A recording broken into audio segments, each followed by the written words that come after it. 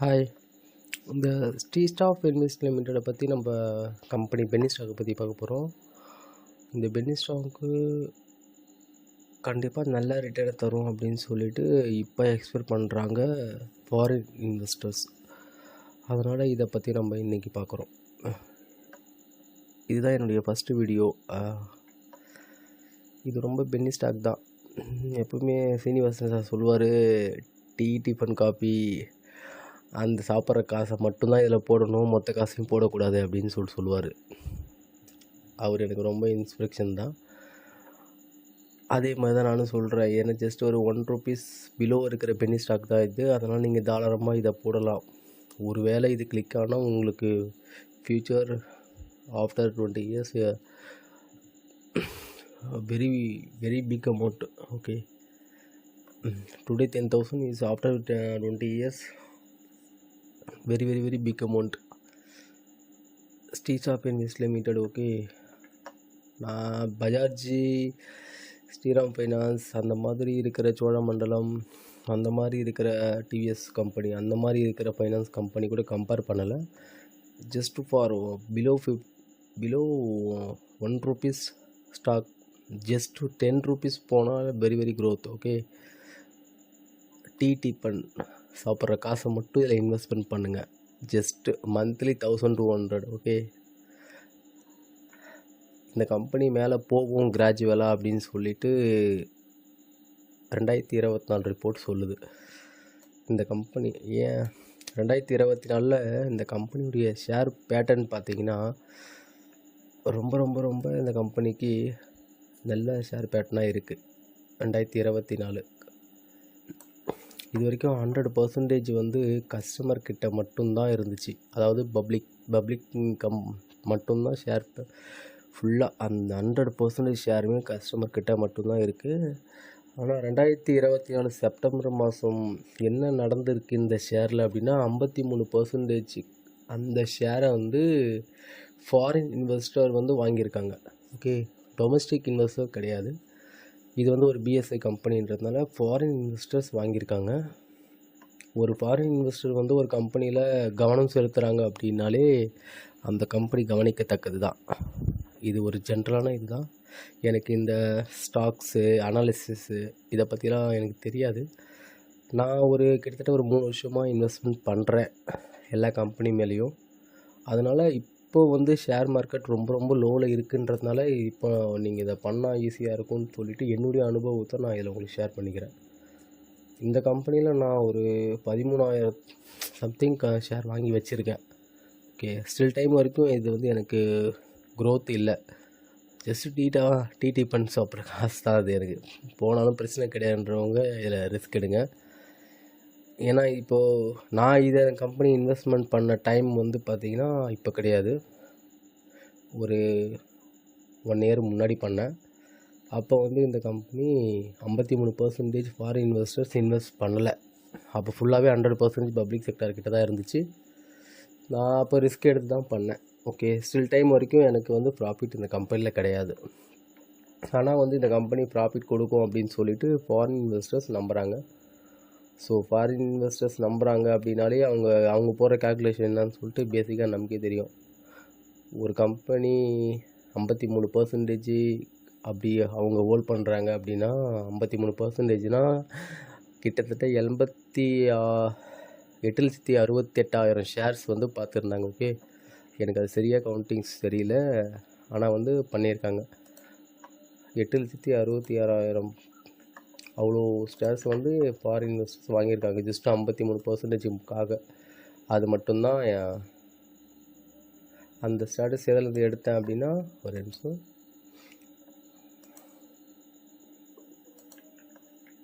ஓகேவா,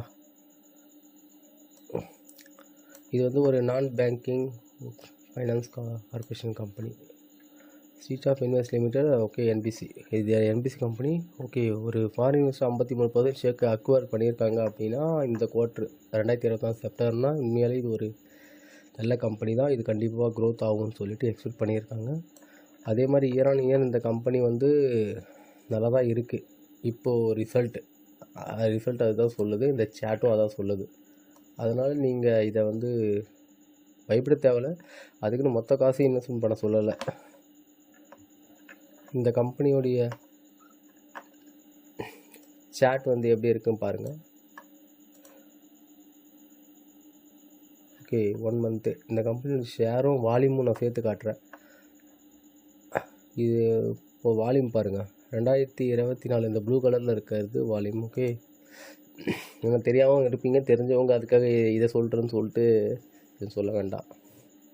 இப்போ 2015 ஆகஸ்ட் மந்தில் இந்த கம்பெனி ஐபிஓ வந்திருக்கு. அப்போலேருந்து இந்த கம்பெனி கண்டினியூஸாக ரைஸ் ஆகிட்டு கிட்டத்தட்ட 2018 3 வருஷம், அதாவது அவங்க ஸ்டார்ட் பண்ணது ₹1.17 ஸ்டார்ட் பண்ணியிருக்காங்க. ₹6.77 வரைக்கும் கண்டினியூஸாக ரைஸ் ஆகிருக்கு. அதுக்கப்புறம் தான் டவுன்ஃபால் ஆகிருக்கு. அதுக்கு மேலே 2020 கொரோனா டைமில் அப்படியே கண்டினியூஸ் ஆகிருக்கு. அதுக்கு நடுவில் அந்த கம்பெனியோடைய வால்யூம் பாருங்கள். 2021 வந்து ஆஃப்டர் கொரோனா வந்து இந்த கம்பெனிக்கு வந்து வால்யூம் வந்து இன்க்ரீஸ் ஆகிருக்கு. ஸோ அப்போவே வந்து மக்களுடைய கவனத்துக்கு இந்த ஷேர் வந்திருக்கு. ஓகே, அதுக்கப்புறம் வந்து பாருங்கள், கிராஜுவலாக இந்த கம்பெனி ரொம்ப மைன்யூட்டாக வால்யூம் வந்து அங்கே பாருங்கள், கவுண்டிங் பாருங்கள், வெறும் 1000 2000 அது மாதிரி வந்து வால்யூம் வந்து போயிட்டுருக்கு. அதனால் இந்த கம்பெனியோட ப்ரைஸ் 2024 ஜூன் மாதத்துலேருந்து இதோடைய வால்யூம் பாருங்கள். ஏன் இது வந்து இன்க்ரீஸ் ஆகுதுன்னா, இதோடைய லாஸ்ட் 1 இயர் பேட்டர்ன் எடுக்கிறேன். இங்கே பாருங்கள், ஜூன் மாதத்துலேருந்து என்னுடைய பேட்டர்ன் வந்து தெரியுதா, வெறும் 57 பைசாவிலேருந்து மேலே போகுது. ₹1.19. நான் இந்த இடத்துல தான் இதை வாங்கினேன். ₹1.16 அந்த மாதிரி தான் நான் வந்து காசு இன்வெஸ்ட்மெண்ட் பண்ணியிருக்கேன். 14,000 ஷேர் இதில் நான் ஹோல்ட் பண்ணியிருக்கேன். 13,000 சம்திங் பண்ணியிருக்கேன். ஜஸ்ட்டு மந்த்லி அக்வயர் பண்ணது தான். இது கண்டினியூஸாக ரைஸ் ஆகுதுன்னு சொல்லிவிட்டு நான் வாங்கின பேட்டர்ன் வந்து இந்த இடத்துல இருக்குது, ₹1.24. எனக்கு வந்து அவங்க ஷேர் அதுக்கப்புறம் இதோடைய வால்யூம் பாருங்கள், இந்த இடத்துல இருந்து கண்டிப்பாக ரைஸ் ஆகிருக்கு. இந்த இடத்துல நல்லாயிருக்கு. இந்த இடத்துல இருந்து இப்போ வால்யூம் இங்கே இருக்குது, ₹60.67 வந்து இப்போ ட்ரேட் ஆகிக்கிட்டு இருக்கு. கரண்ட் ஸ்டேட்டஸ் பார்த்தீங்கன்னா 67 ட்ரேட் ஆகிக்கிட்டு இருக்கு. ஸோ இது வந்து கண்டிப்பாக மேலே போகும் அப்படின்னு சொல்லிட்டு இதோடைய ப்ரோஸ் வந்து பாருங்கள். ஓகே, ஒரு கம்பெனி டெலிவரி க்ரோத் ப்ராஃபிட் வந்து கார்கோ நல்லாயிருக்கு லாஸ்ட் 5 இயர்ஸ் அப்படின்னாலே அது வந்து நல்ல கவனிக்கத்தக்க கம்பெனி தான்.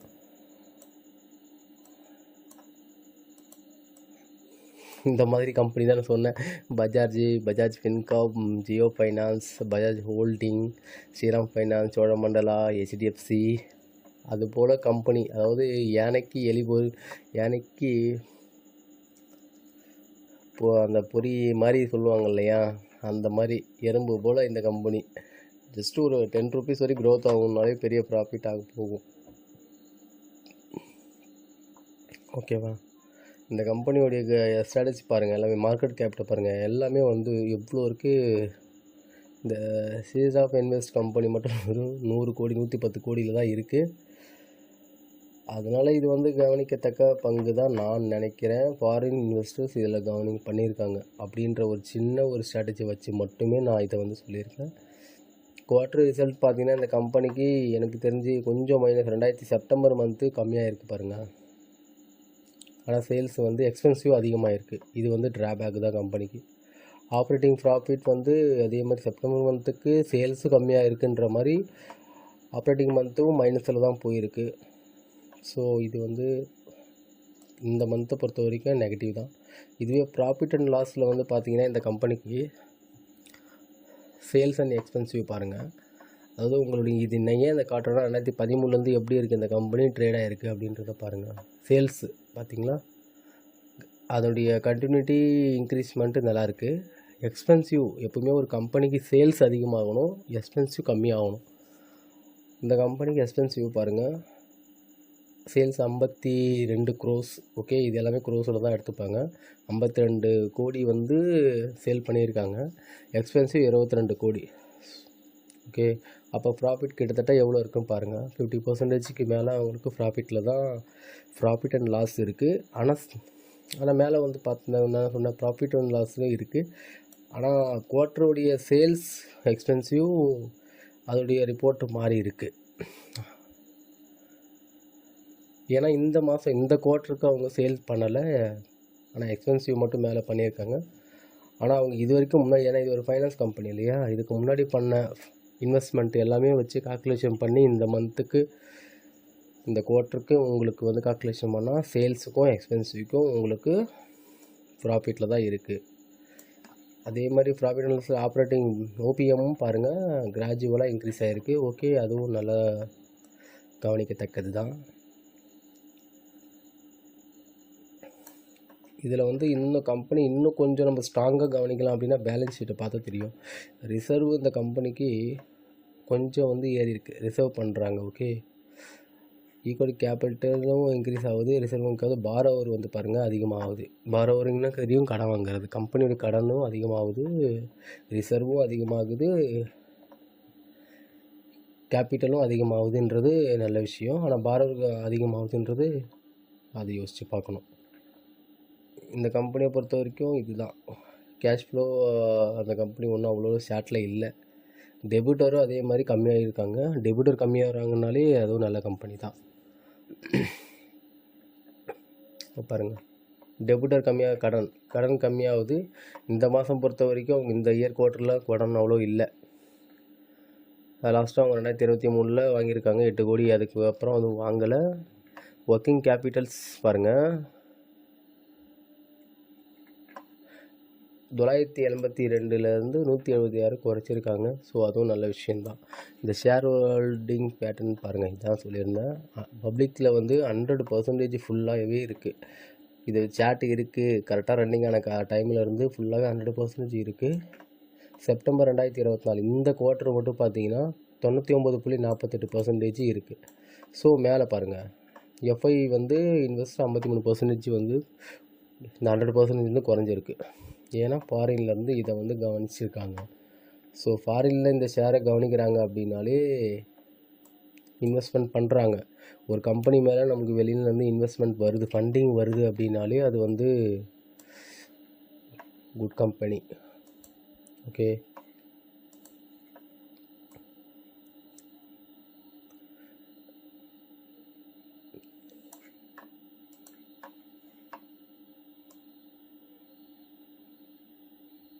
இதுதான் அந்த பேஜ் வச்சுருந்தேன்.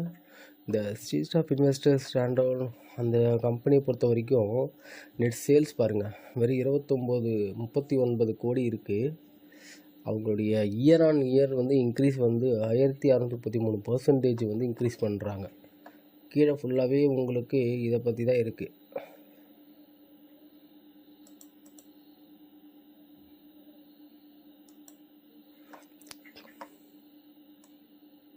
கீழே ஃபுல்லாகவே அந்த ஸ்ட்ரீட் ஆஃப் இன்வெஸ்டர் அந்த கம்பெனியோடைய நெட் சேல் தான் போட்டிருக்காங்க. குவார்ட்ரு எப்படி இருக்குது, March quarter, December 2023 quarter. So எல்லாமே வந்து ஓரளவுக்கு இருக்குது, இன்க்ரீஸ் ஆகி தான் இருக்குது. அதனால் வந்து இந்த கம்பெனி வந்து நீங்கள் அந்த அது மிஸ்டர் சீனிவாசன் சார் சொல்கிற மாதிரி டிஃபனுக்கு செலவு பண்ணுற காசை இதுக்கு செலவு பண்ணுங்க அப்படின்னு சொல்லிட்டு நானும் அதை சஜஸ்ட் பண்ணுறேன். அவர் சொன்ன அதே வார்த்தைகளோட. அவரை நான் எந்த அளவுக்கு மதிக்கிறேனோ அதே மாதிரி அவர் வார்த்தைகளையும் நான் மதிக்கிறேன். அதனால தான் உங்களுக்கு அந்த வார்த்தையை யூஸ் பண்ணி சொன்னேன். ஸோ இந்த கம்பெனியோடைய சேட் போட்டு நல்லா தான் இருக்குது. இப்போதைக்கு இது க்ரோத் ஆகும்னு நினைக்கிறேன். 67% இருந்து இது வந்து டிவிடெண்ட் கொடுத்துருக்காங்க. 1:1 மாதிரி வந்து ஷேர் ஸ்ப்ளிட்டு கொடுத்துருந்தாங்க. அதனால தான் 1.29 நான் அந்த ஸ்டேஜில் வாங்கியிருந்தேன். அது இப்போது வந்து 67% இருக்குது, 67 பைசாவில் இருக்குது. அதனால் இதை நீங்கள் கன்சிடர் பண்ணி கொஞ்சம் ஷேரை வந்து இதில் அக்குமெண்ட் பண்ணுங்கள். ஓவரால் வந்து பார்த்திங்கன்னா இதுதான் அது. இந்த கம்பெனி ஒரு கிராஜுவலாக ஓகேன்ற கம்பெனி மாதிரி தான் இருக்குது. மற்றபடி நான் உங்களுக்கு இதில் பிஇ வந்து இருக்குது, ஆர்ஓஇ இருக்குது, அதெல்லாம் இருக்குது. இந்த செக்டாரை வந்து வச்சு அந்த ஒரு கம்பெனி நம்ம வாங்கலாமா வாங்கக்கூடாதுன்னு தான் சொல்லுவாங்க அனாலிசிஸ் பண்ணுறவங்க ப்ராப்பராக. நான் அதை வச்சு சொல்லலை. இது வந்து ஃபாரின் எந்த ஒரு ஆக்டிவிட்டி இருக்குதுன்னு சொல்கிறேன் இல்லையா, அந்த ஒரு ஆக்டிவிட்டி இதில் அதிகமாக இருக்குது கடந்த ஒரு வருஷங்கள்ன்றதுனால தான் நான் இதை வந்து உங்களுக்காக சொல்லிக்கிட்டு இருக்கேன். நான் இன்வெஸ்ட்மெண்ட் பண்ணுறேன். 67 பைசான்றது எனக்கு 5 ரூபா போனால் கூட எவ்வளோ ப்ராஃபிட்னு பார்த்துங்க. 500% ப்ராஃபிட் மேலே கிடைக்கும்.